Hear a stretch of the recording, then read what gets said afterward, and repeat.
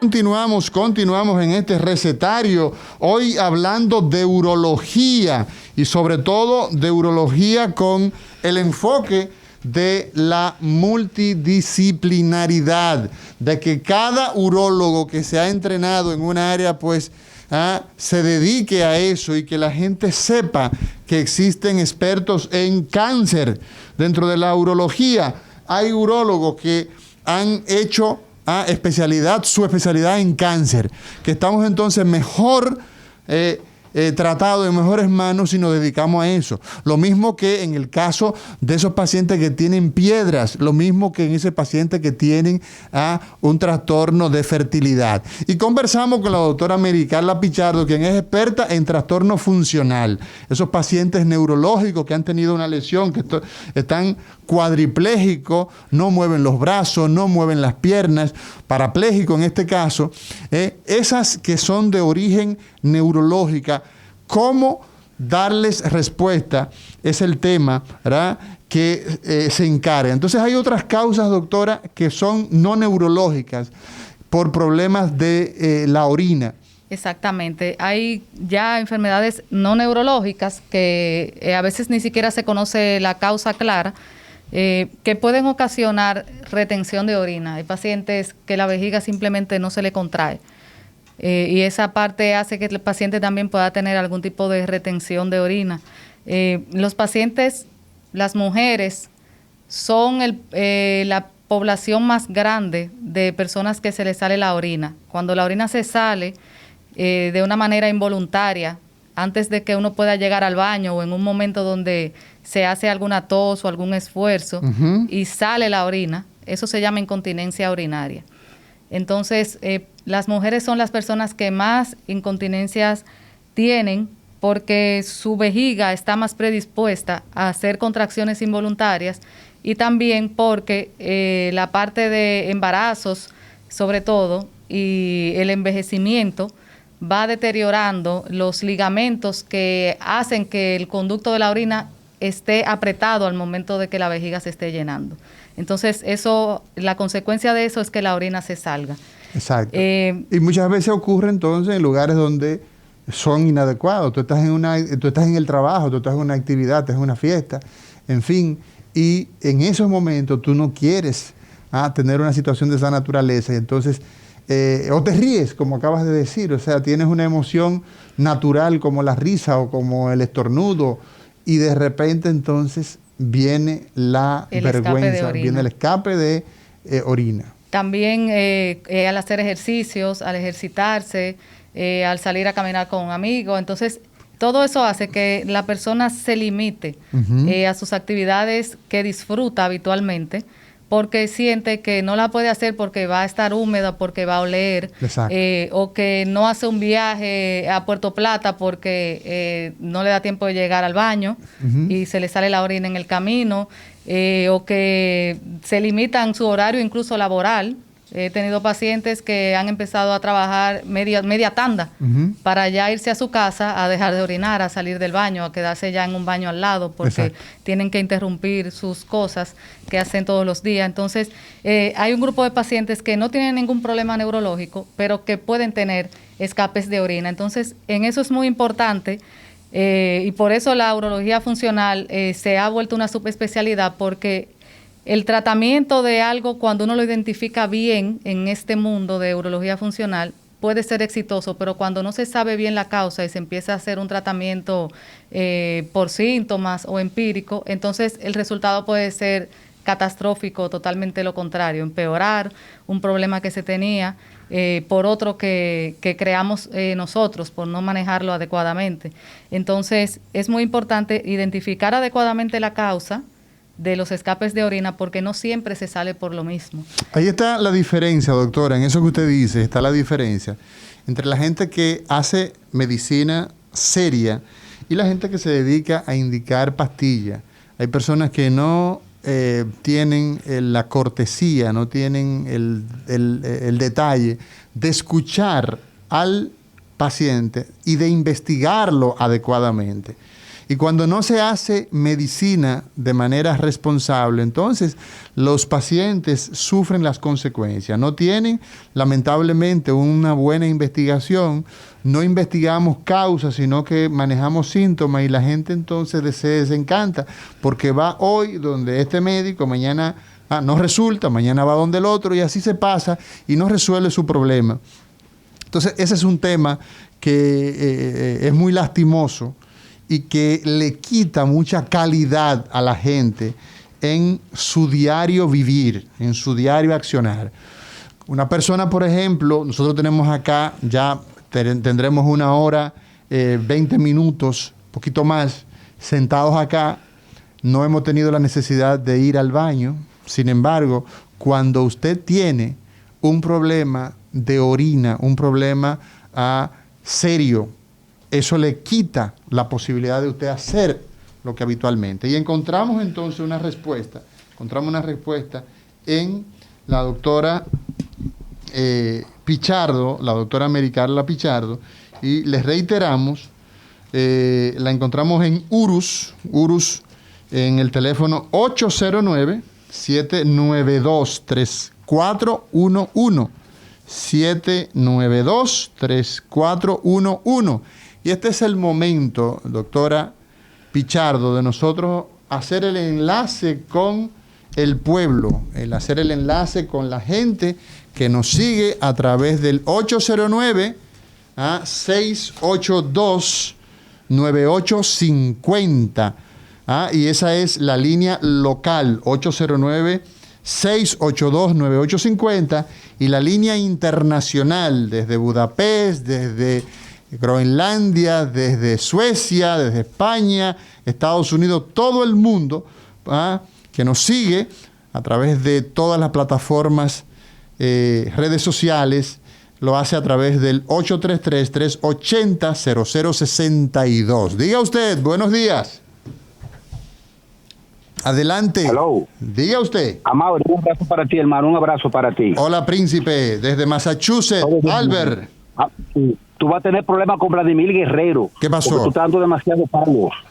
Para que sepan. Ajá. Sí, qué bueno. Este es un palo que te estás echando. Amado, dime una cosa. Antes de mi pregunta, si tengo un comentario, algo que tú dijiste y otro para el programa, antes de la pregunta de la doctora, que gracias a Dios se te escapó, porque por poco nos deja sin pregunta. Dale. Ciertamente aprobaron los seguros para los cólicos nefríticos. Fue después del legislador, ciertamente, parece que tú estabas ahí. Sí. Lo llevaron con su cólico nefrítico, le hicieron su examen, cuando le dieron puño de percusión positivo, brincó como un chivo. Exacto. Le pusieron su tratamiento y todo esto. Sí. Pero cuando le pasaron al bill, él dijo, hay un seguro que me cubre. No le cubre. Entonces fue que él gritó de verdad. Y de ahí entonces de adelante vino la ley y así fue que la aprobaron. Así es, dale con la pregunta.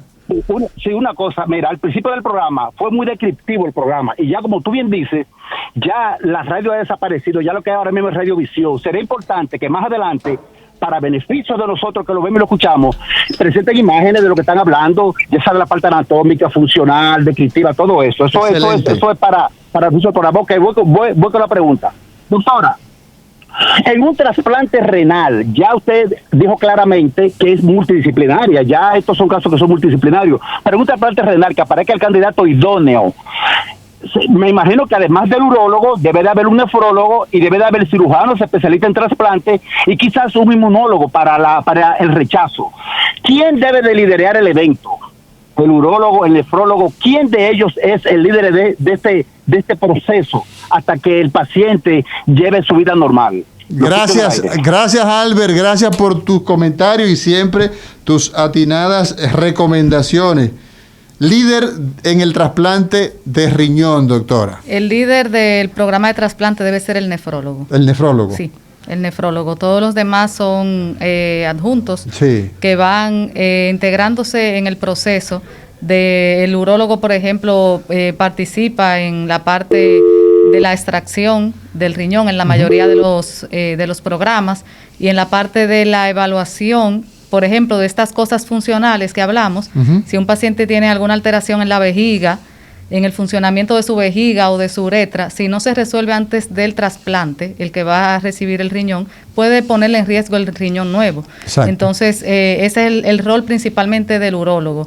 Ya el que tenga el entrenamiento, ya sea el cirujano o el urólogo con entrenamiento en hacer el implante, o sea, en poner el riñón nuevo, el que se sacó, para ponérselo al que va a recibir el trasplante, ahí también entra el urólogo, más en la parte quirúrgica. Pero el nefrólogo es el jefe de ese equipo. Seguimos con el pueblo. Buenas. Diga usted. Adelante. Sí, buenas tardes. Buenos días. Sí, buen día, perdón. Doctora, yo encajo dentro de las personas que tengo problemas y se me sale la orina cuando salto o corro. Esa parte específica de ejercicio, solamente esa parte. Entonces, ¿en qué consistiría el tratamiento? Es mi pregunta. Sí, el tratamiento inicial, eso se llama incontinencia urinaria de estrés o de esfuerzos. Es la incontinencia que sucede al toser, al reír, al levantar cosas pesadas, al correr, cualquier cosa que implique hacer una fuerza, y se debe a una debilidad o del esfínter urinario, de la valvulita, o de los ligamentos que ajustan a la uretra, como unos tendones que hacen que la uretra se mantenga apretada cuando uno hace esas fuerzas. El tratamiento de esto va inicialmente dirigido al fortalecimiento del esfínter y de los músculos del piso pélvico. Son unos entrenamientos que deben hacerse por el médico especialista, explicándole claramente al paciente o a la paciente cuáles son los músculos que debe ejercitar. Y ya que el paciente aprende, esa es la parte inicial, hacer esos ejercicios mínimo por 3 meses. Y cuando esto no funciona, entonces sí hay que hacer algunos refuerzos a la uretra, ya sea o con una mallita que se pone debajo de la uretra, que le agarra abajo como si fuera una hamaca, abajo de la uretra, o se puede hacer algún tipo de inyección adentro de la uretra. Lo único que la inyección hay que hacerla todos los años, porque es algo que se va otra vez perdiendo en lo que hace el cierre de la uretra. Exacto. Hay una pregunta acá que nos hacen a través de redes sociales, Eduardo Castillo. El reflejo vesicouretral, en los niños, ¿por qué no solo en los adultos se tiene ese problema? Reflujo vesicouretral. El reflujo vésico ureteral. Bueno, ¿qué pasa? Como hablamos que la orina la producen los riñones y sale a través de los uréteres, que son los conductos que salen de cada riñón, llega hasta la vejiga. Luego de que la orina llega a la vejiga, ya no se devuelve a los riñones. Hay unas válvulas que cierran cada uno de esos conductos. Exacto. Y la orina no sale más que hacia afuera, hacia la uretra. Exacto. Entonces, el reflujo vesicoureteral es cuando la orina se devuelve de la vejiga hacia los uréteres y eventualmente puede llegar al riñón. Y provocar todos los problemas que dijimos al principio. Dependiendo del grado de reflujo. Esto puede pasar por varias razones. Puede pasar o porque cuando la vejiga se está llenando, en vez de distenderse adecuadamente, entonces lo que hace es que se mantiene tensa, y eso hace que, como se pone muy tensa, eso se devuelva porque produce mucha presión hacia los riñones. Cuando supera cierta presión la vejiga, entonces ese mecanismo de valvulita se daña y se devuelve la orina hacia los riñones. Puede pasar también cuando alguien tiene un problema de la salida que no le permite orinar adecuadamente. Si la vejiga se esfuerza mucho, también va a aumentar mucho la presión y se le devuelve hacia los riñones. En el caso de los niños. Puede pasar tanto en niños como adultos. Okay. Seguimos con el pueblo. Diga usted. Sí, buenos días, ¿cómo estamos? Muy bien, adelante. Pedro Sánchez, de aquí de Mario Celadora. Gracias por tu espera, Pedro. Gracias. Preguntarle a la doctora que yo tengo en la ingle izquierda, al lado del pene, un poco hinchado ahí. No me duele, pero yo quería saber a qué se debe eso.